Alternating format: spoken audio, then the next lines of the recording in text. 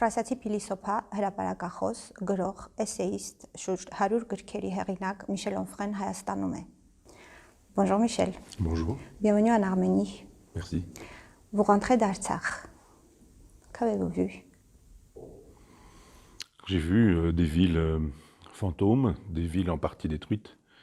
J'ai vu quelques soldats, je ne dirais pas perdus, mais enfin qui étaient là et qui incarnaient, je dirais, l'honneur de votre beau pays, qui étaient là en disant nous allons empêcher que les Azéris puissent s'installer ici et s'occuper dans les maisons de nos anciens, ou les maisons qui ont été celles des gens qui habitaient ces villages.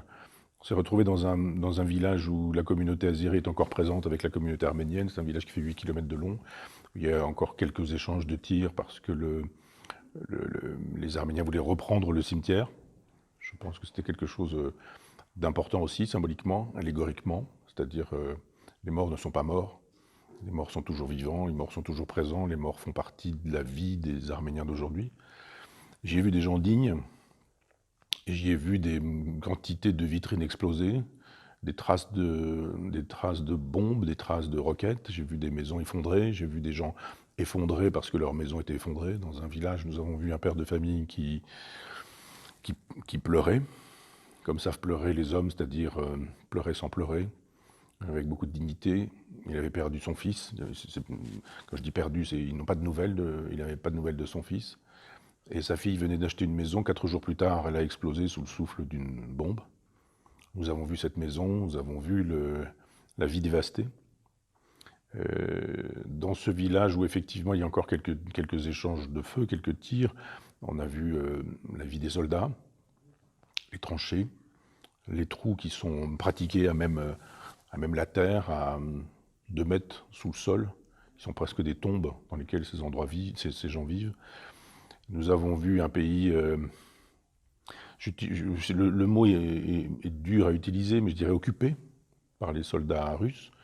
L'occupation en France, c'est un mot qu'on utilise difficilement, puisque ce sont les nazis qui occupent la France dans les années 40, mais je veux dire que là, la souveraineté du pays n'existe plus dans les endroits où vous avez un drapeau qui est un drapeau étranger, fût-ce celui des Russes. Donc il y a eu des checkpoints, et puis quelques Russes qui étaient là et qui assuraient la sécurité. Nous sommes allés dans un monastère où un prêtre avait décidé de ne pas partir, et qui nous a expliqué avec ces magnifiques pierres, romanes je dirais, dans les catégories de l'art occidental, qui attestaient de l'existence de l'Arménie depuis des siècles. Et on ne peut pas dire d'un pays qui est né au début du XXe siècle qu'il est le pays de celui qui a 6000 ans d'antériorité.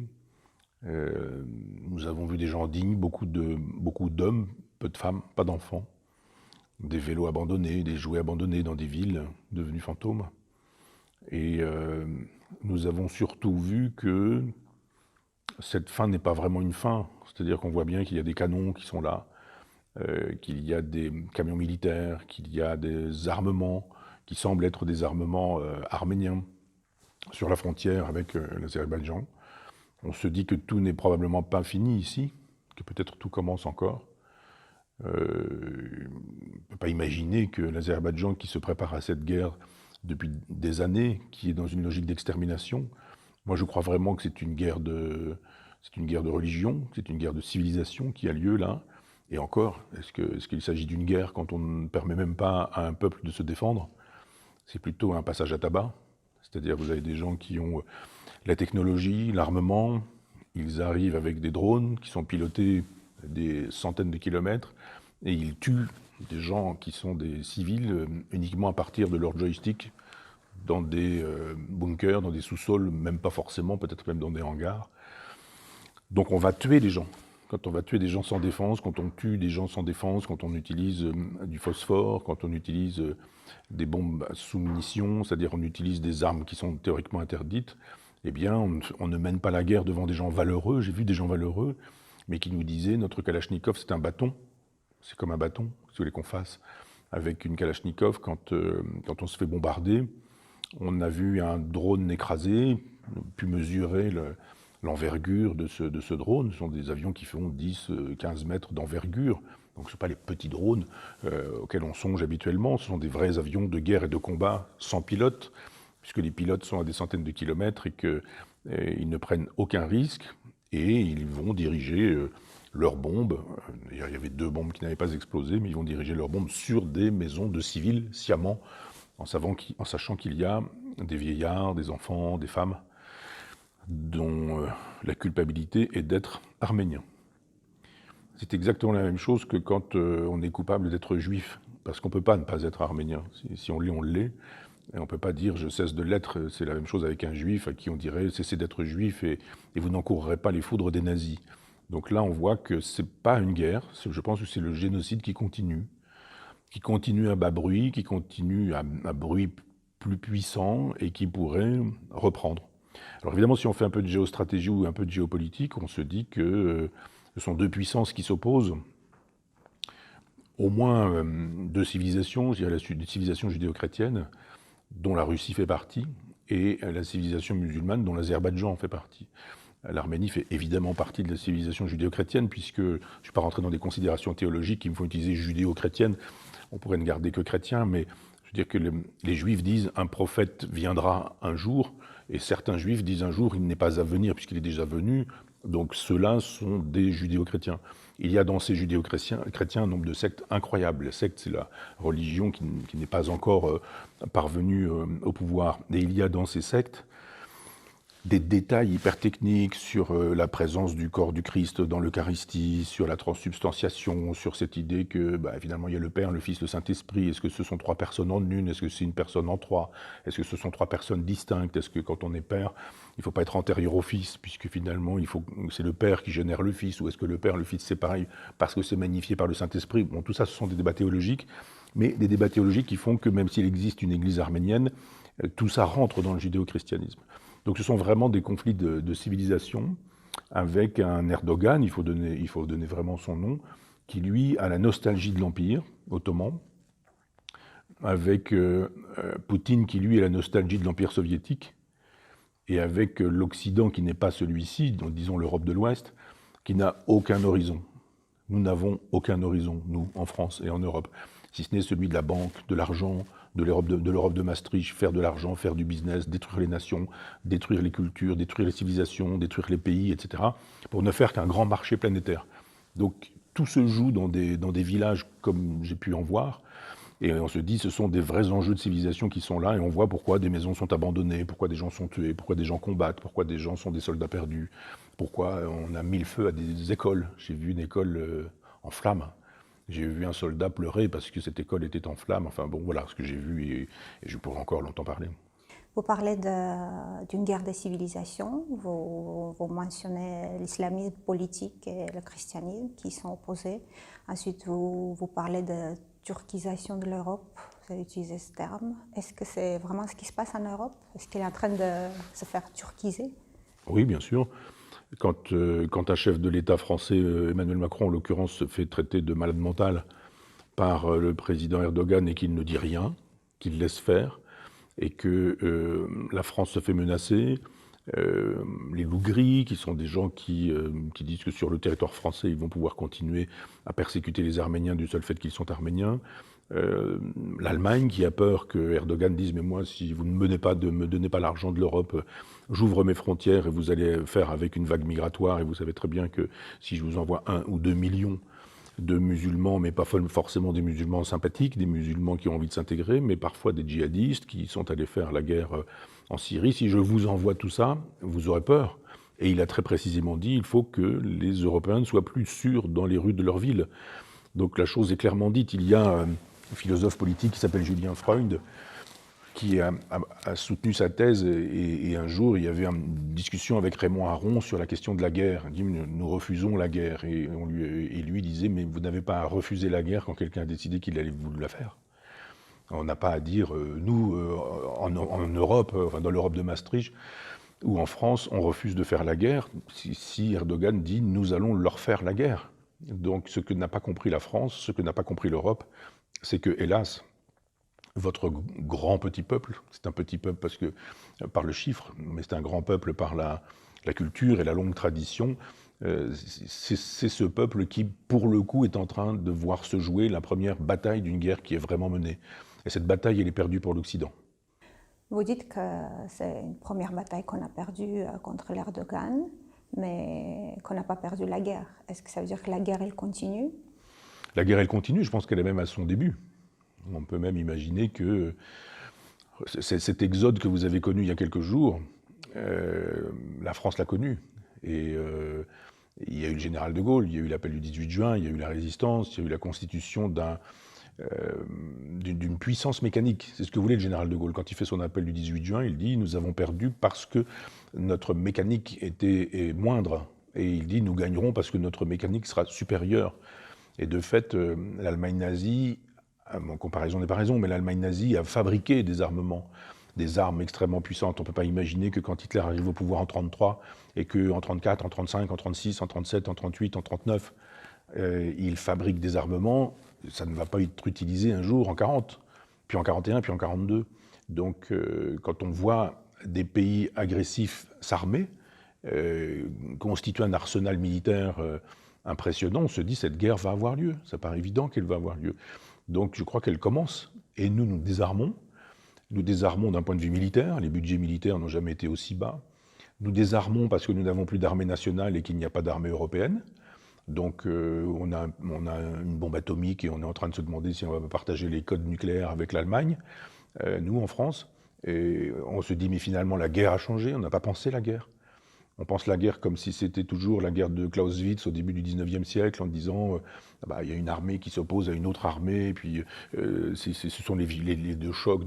Ça, c'était la guerre du XVIIe siècle, du XVIIIe, du XIXe. C'est terminé avec la guerre totale d'Adolf Hitler, mais c'est terminé aussi avec cette guerre technologique. On voit bien aujourd'hui qu'il y a deux façons de faire la guerre et que l'islam dispose d'une façon de la faire qui est hyper technologique, merci Israël, de fournir l'armement le plus perfectionné pour pouvoir tuer des gens à distance. Et puis en même temps, la guerre la plus triviale, c'est-à-dire la guérilla, la petite guerre, c'est l'expression qu'utilisait Clausewitz, parce qu'on nous a raconté que Stepanakert, par exemple, des soldats habillés avec le vêtement de guerre, le vêtement militaire des Arméniens, parlant arménien, demandant en arménien « bonjour, comment allez-vous », etc., sympathisaient avec des gens qu'ils égorgeaient. Donc c'est du terrorisme, évidemment, puisque quand vous égorgez quelqu'un en vous laissant passer en laissant croire que vous êtes l'un des leurs, alors bien sûr, la ruse fait partie de la guerre, mais ceci dit, on se dit c'est pas exactement comme ça qu'on peut imaginer la grandeur, le combat, enfin au sens traditionnel du terme. Et on a là des Arméniens qui disent mais nous on veut bien se battre, simplement on peut pas se battre. Ça arrive du ciel, l'ennemi arrive du ciel, et puis éventuellement il arrive un djihadiste qui nous égorge en nous ayant parlé dans notre propre langue. Donc effectivement, j'ai posé la question à ce prêtre en lui disant est-ce que vous êtes d'accord avec mon hypothèse d'une guerre de civilisation? Il me dit pas du tout. Pas du tout, parce que pour qu'il y ait une guerre de civilisation, il faut qu'il y ait des civilisations. Or, ce n'est pas une guerre entre deux civilisations. L'islam n'est pas une civilisation. L'islam est une barbarie. Donc ce n'est pas la civilisation contre la civilisation judéo-chrétienne contre la civilisation musulmane, c'est la civilisation judéo-chrétienne contre la barbarie musulmane. Et donc, nous ne sommes pas capables, nous, en France, d'entendre ce discours-là, parce que c'est un discours qui suppose que nous prenions de la hauteur. Il faut penser en termes de civilisation, c'est-à-dire en termes de millénaires, ou au moins de centenaires. Un chef de l'État, ce n'est pas quelqu'un qui se dit « dans 4 ans, je vais être réélu, qu'est-ce que je dois faire pour être réélu ?» Un chef d'État, c'est quelqu'un qui dit « dans 100 ans, que sera devenu mon pays ? Je ne dois pas être de ceux qui auront contribué à la destruction de mon pays dans les 100 années qui viennent. » Donc, évidemment, la France, hélas, j'en ai honte pour vous, mais ne vous a pas aidé alors qu'elle n'a pas compris que ce qui se passe en Arménie, c'est ce qui se passe déjà sur son territoire. Nous avons eu récemment un professeur égorgé dans la rue, simplement parce qu'il enseignait la liberté d'expression. Et c'est un même combat. Et le fait que nous n'ayons pas compris que c'était un même combat fait que, assez probablement, la France fera bientôt partie aussi du camp des vaincus. Nos soldats, ils dessinent la croix sur leurs armes quand ils vont combattre. Donc, on a l'impression que les soldats, ils comprennent mieux de quoi il s'agit que les hommes politiques qui gèrent ce conflit. Maintenant, est-ce qu'ils ne comprennent vraiment pas ou ils font semblant de ne pas comprendre de quoi il s'agit? Je ne sais pas répondre à votre question. Je ne sais pas s'ils sont des imbéciles ou des cyniques. Ceci dit, ils peuvent être les deux, ça n'exclut pas. L'idée de dire, quand on est chef de l'État français, il n'y a pas de culture française, ce qu'il a dit. L'idée de ne pas reconnaître la spécificité chrétienne de la civilisation française ou de la civilisation européenne. C'est pas parce que moi je suis athée, mais j'ai écrit un très gros livre qui s'appelle Décadence pour raconter les racines chrétiennes de la France. Je suis athée, mais je vois bien comment je suis chrétien. Donc les chefs d'État n'ont pas le sens de l'histoire. Ils n'ont pas la culture qui leur permettrait d'avoir le sens de l'histoire. On a eu quelques chefs de l'État qui avaient connu la guerre. Bon, là, vous avez le général de Gaulle, vous avez même François Mitterrand ou Jacques Chirac, sont des gens qui avaient connu, pour l'un, la Première Guerre mondiale et la Deuxième, pour l'autre, la Deuxième Guerre mondiale et la guerre d'Algérie, pour le premier aussi d'ailleurs. Et puis on a eu avec des gens comme Chirac avait connu la guerre d'Algérie, avec Sarkozy, Hollande, on a des chefs d'État qui n'ont pas rencontré l'histoire en face, ils n'ont pas connu la guerre et n'ont pas connu l'histoire en face non plus. Si vous n'avez pas le sens de l'histoire, vous ne pouvez avoir que le sens de l'argent. Et nous avons des hommes politiques qui n'ont que le sens de l'argent et de la carrière. Donc ils veulent être réélus, ils veulent être élus, ils veulent faire de l'argent, ils veulent faire un grand marché européen. Et si on doit raser une église pour construire un supermarché, ils donnent les autorisations. Donc vos soldats savent effectivement ce que ne savent pas nos chefs d'État. Ne savent pas. Moi je ne témoignerai pas pour enfin, je ne tiens pas pour la bêtise, je crois vraiment au cynisme. Ce sont juste des gens qui veulent détruire la nation française et ou la nation européenne ou l'Europe. Et quoi de mieux que de détruire justement la signification des racines, c'est-à-dire les églises, les pierres tombales, les signatures les plus anciennes de notre civilisation. Votre dernier livre, qui parle parallèlement des vies de Charles de Gaulle et de François Mitterrand, commence par une citation de Gaulle où il dit avoir voulu dresser la France contre la fin du monde. Est-ce que c'est toujours d'actualité? Est-ce qu'on y assiste maintenant aussi? Oui, bien sûr, parce que le général de Gaulle, d'abord c'est un homme du 19e siècle qui a connu la Première Guerre mondiale. La saignée qui a été la Première Guerre mondiale, des millions d'hommes qui auraient été probablement le sel de la vie française, qui sont morts au front. Et c'était des médecins, des poètes, des ingénieurs, des peintres, des pères de famille, enfin, qui ont disparu.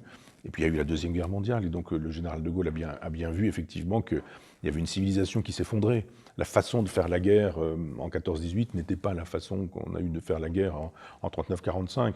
Et donc il y avait chez le général de Gaulle une vision à très long terme de ce qu'était la France. Il démarre ses mémoires, on le sait, avec cette idée, je me suis toujours fait une certaine idée de la France. Et pour lui, la certaine idée de la France, elle est millénaire, quoi. Et elle doit durer encore.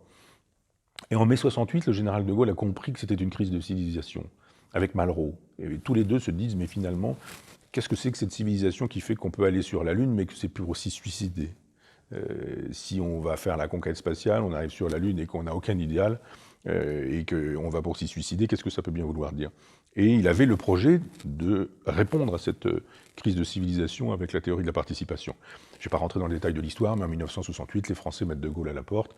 Et donc lui, il avait le projet d'une nouvelle civilisation, qui aurait été une civilisation, après la civilisation des machines, une spiritualité, qui aurait pu être une spiritualité de la République, disons-le comme ça. Et François Mitterrand, lui, n'avait pas du tout le désir de ça. Il avait le désir d'arriver au pouvoir, et quand il est arrivé au pouvoir, de s'y maintenir. La France, ça ne l'a jamais intéressé. Ça ne l'a jamais intéressé.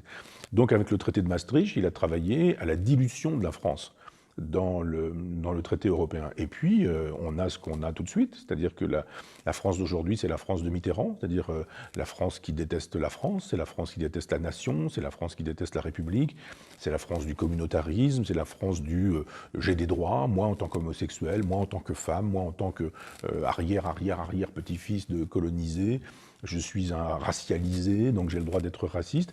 Et on a peur.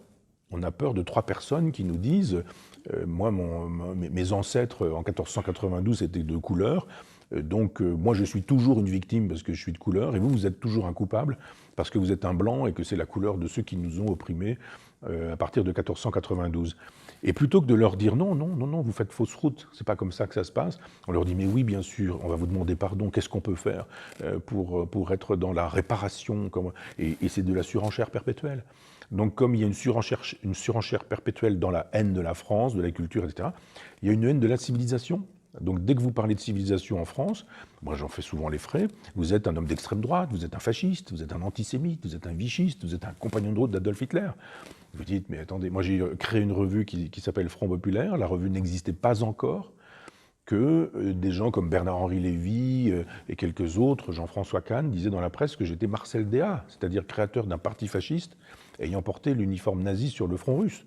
On se dit, mais c'est ça la France, l'incapacité à débattre, l'incapacité à parler à nouveau de souveraineté, de souverainisme pour le pays, l'idée de dire que quand on utilise le mot nation, on est nationaliste, donc on veut la guerre, c'est ça ce qu'est devenu la France. Donc tout ce qui se passe chez vous, c'est très exactement ce qui se passe chez nous, c'est-à-dire une incapacité à faire face à des défis de civilisation, alors je ne vais pas parler pour votre pays, mais je veux dire pour la France, une incapacité à faire une identité, en disant mais il faut que nous soyons rassemblés et réunis si on veut pouvoir s'opposer à ceux qui, eux, nous menacent véritablement. Ceux qui nous menacent sont unis. C'est pourquoi notre revue, avec Stéphane Simon, notre revue s'appelle Front Populaire. Il s'agit de faire un front populaire. C'est évidemment... On joue sur l'expression de l'histoire. C'est un moment de l'histoire de France où la gauche a gagné pour les gens pauvres et modestes sans faire couler le sang. Mais c'est aussi une façon de dire il y a en face de nous un front populicide, c'est-à-dire des gens qui tuent les peuples, parce qu'ils veulent instaurer le marché, ils n'ont pas besoin des peuples. Et puis en face, il n'y a rien. Eh bien, nous proposons un front populaire. Il vous faudrait, je n'ai pas de leçon à donner à l'Arménie, mais un front populaire qui vous permettrait de dire mais nous existons comme une entité, et cette entité, elle est à l'avant-garde de ce qu'est la civilisation judéo-chrétienne. C'est vous qui êtes en Arménie à l'origine du début du christianisme en Europe. Ça vous donne des droits. Ça ne vous oblige pas à des choses, il n'y a pas des devoirs, il y a des droits qui vous permettent de dire mais nous portons cette civilisation qui nous permet de boire du vin, de manger de la charcuterie, de peindre des figures et des visages, de permettre aux femmes d'être jolies, élégantes et séduisantes, de connaître le marivaudage, la séduction, d'avoir eu aussi bien Casanova que Don Juan, mais aussi Faust, d'avoir eu Dante, d'avoir eu Cervantes, d'avoir eu Ronsard, mais moi je vais encore plus loin, j'ajoute Tolstoï, Dostoïevski, Tourgueniev, Pouchkine, mais Moussorgsky ou d'autres, Borodine et quelques autres, et je dis mais cette culture française, cette culture européenne, nous ne la portons pas, nous ne la portons plus. Et de fait, quand vous parlez du signe de croix des soldats, moi qui suis athée, je comprends très bien ce que signifie ce signe de croix, je pense que je serais capable de le faire moi aussi, parce que c'est une façon de constituer une entité pour fabriquer un front qui devrait être populaire, mais là, pour le coup, vous faites, vous, le maximum, et nous, on fait vraiment le minimum. Je veux dire, nous, la France, on fait vraiment le minimum, et l'Europe est honteuse dans sa façon de ne pas vous aider, de ne pas vous aimer, de ne pas être avec vous, dans sa façon de ne pas dire « mais c'est un combat de civilisation, vous êtes à l'avant-garde de ce combat de civilisation, et nous allons être avec vous, nous allons vous aider, nous allons le faire savoir ». Quand je pense que nous avons donné, que la France a donné de l'aide humanitaire à l'Azerbaïdjan et à l'Arménie. Est-ce qu'on imagine en 1940 un billet pour les Juifs et un billet pour les nazis? C'est ça qui s'est passé. Et en France, on estime que... Enfin, en France, les gouvernements français et les hommes politiques français n'estiment pas que ce soit problématique, n'estiment pas que nous avons failli. Vous avez des soldats morts et nous avons la honte. Merci infiniment, Michel Onfray, pour votre présence à l'Arménie, pour votre venue, pour cette chaleur humaine et pour cet espoir que vous portez et que vous apportez. Merci beaucoup. C'est moi qui vous remercie.